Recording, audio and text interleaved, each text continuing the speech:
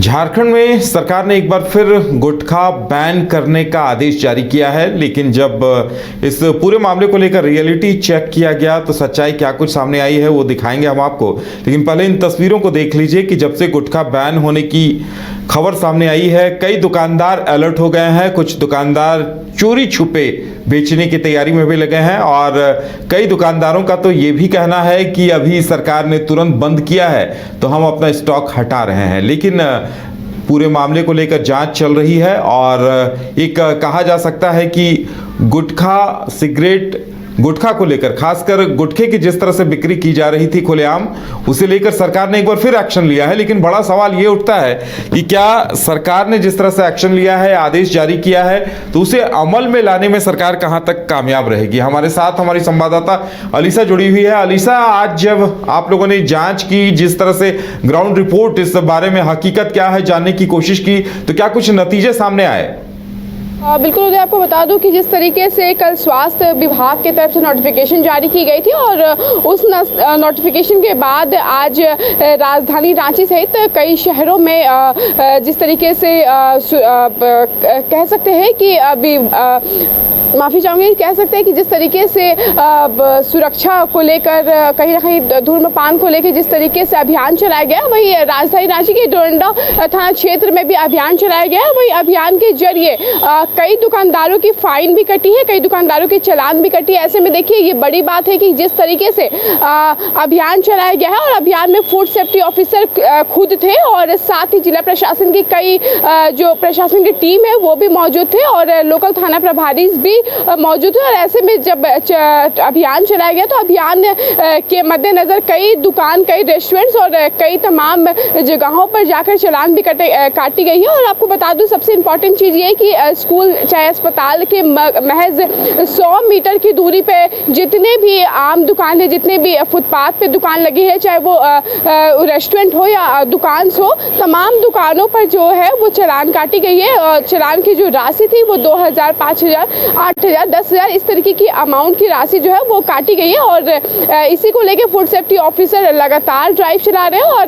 बीते दिन जिस तरीके से नोटिफिकेशन जारी की गई है उसके बाद से ही देखिए राजधानी के तमाम जगहों पर है जो है वो ड्राइव चलनी शुरू हो गई है। और आज जिस तरीके से रेड की गई है तो एक बार कहा जा सकता है कि तंबाकू, गुटखा और पान मसाला, सिगरेट जैसी तमाम चीज़ों को बंद करने के लिए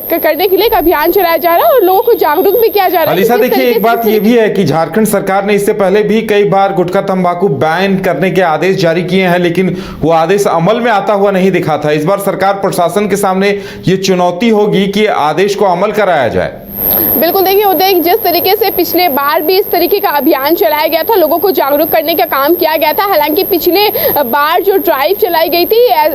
वो ड्राइव काम की है। हालांकि लोग जो है इसमें बढ़ चढ़ कर अगर सहयोग करते हैं तभी इस प्रकार की जो काम है वो रुक सकते हैं। तो जरूरी है ऐसे में लोगों को भी सहयोग करना, क्योंकि देखिए कहीं ना कहीं ड्राइव तो चलती है लेकिन ब्लैक में भी काफ़ी चीज़ों का सप्लाई होता है। लाइसेंस रद्द होने के बाद भी ब्लैक में सप्लाई होती है और लोग बड़ी उत्सुकता के साथ धूम्रपान का सेवन करते हैं और सेवन के बाद देखिए नई नई बीमारी को जन्म देते हैं। कैंसर जैसी कई बीमारियां हैं जिनका इलाज अभी तक बना भी नहीं है, लेकिन ऐसे में लोग बीमारी से जूझना पसंद करते हैं लेकिन स्मोक, सिगरेट हो गया और तंबाकू जैसी चीज़ों को छोड़ना पसंद नहीं करता है। तो ऐसे में जरूरी है कि जिस तरीके से प्रशासन, चाहे स्वास्थ्य विभाग की तरफ से जिस तरीके से अलर्ट जारी की गई है, एक नोटिफिकेशन जारी की गई है, तो ऐसे में जरूरी है कि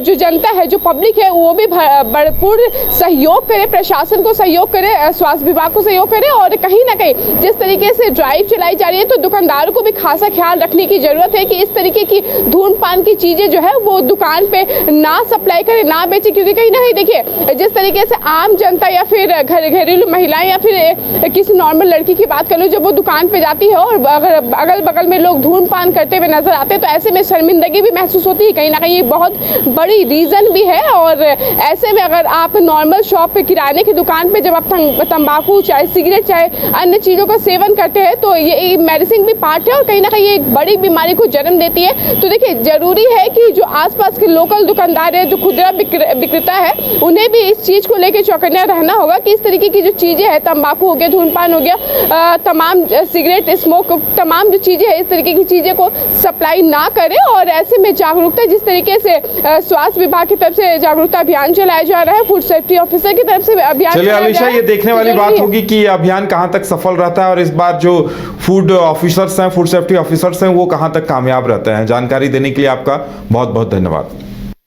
विश्व स्तरीय मेडिकल सुविधाओं से युक्त रांची का देवनिका हॉस्पिटल, जहां है neonatal ICU, burn intensive care unit, modular operation theatre, 24/7 emergency trauma service, multidisciplinary ICUs, emergency care, MRI, CT scan, advance cath lab, fully automated path lab, echo, ultrasound, ultra modular patient beds और pharmacy. Devnika hospital and research centre, किफायती दर पर विश्व स्तरीय इलाज, ancillary Chowk, Tupudana industrial area, Ranchi.